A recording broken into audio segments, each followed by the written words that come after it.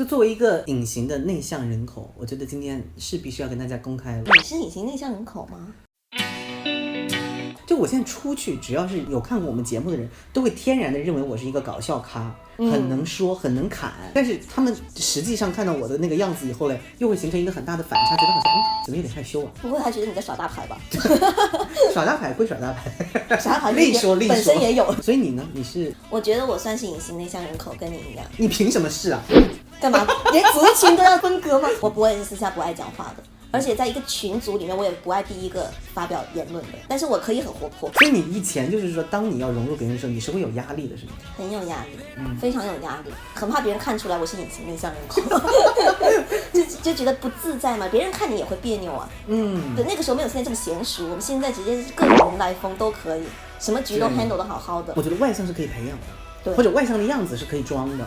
外向可以用情商和智商去演绎，对，但是内向的本质是改变不了的。我也觉得，对，你如果是个内向的人，你这辈子基本上就是内向的人了，你不会因为慢慢的随着岁月的成长，慢慢变成一个真正外向的人。就像我不爱跟人聊天，我从小就是害羞的这个性格，我就是不行。但是你会聊，就是有这个技能，对，能聊。我情商高嘛，智商也可以嘛。我是觉得有一个很明显的点，我俩都不是，就是因为我们俩出去跟人 social 局社交完事儿以后回到家，我们都会觉得说耗电量很大，需要充电。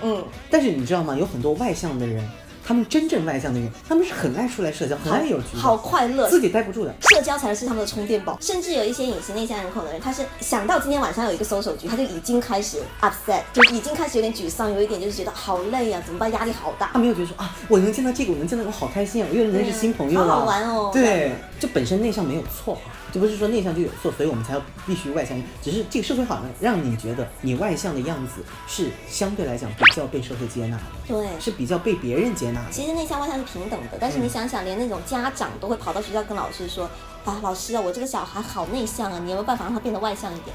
对，对不对？会有这样的需求，就觉得好像你外向比较容易生存似的。对，好像活泼就是好的，然后那个害羞就是不好的。因为内向有门槛了，就某一项技能格外强的人，他就有资格内向。长得比较漂亮的女生，她就有可能是内向。好像女生就不能话太多。所以我们就是隐形的内向人口，就是明明是内向，但是被世界逼得没办法，必须外向，还来做一档节目告诉全世界我们是外向的人。我们这样的人会不会很没原则？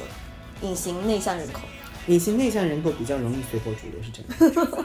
因为如果坚持内向也很酷啊。就像你说的，要么就长得很好看，要么就很有钱啊。就你不需要去打破，你都等着人家来打破你，那你是无所谓啊。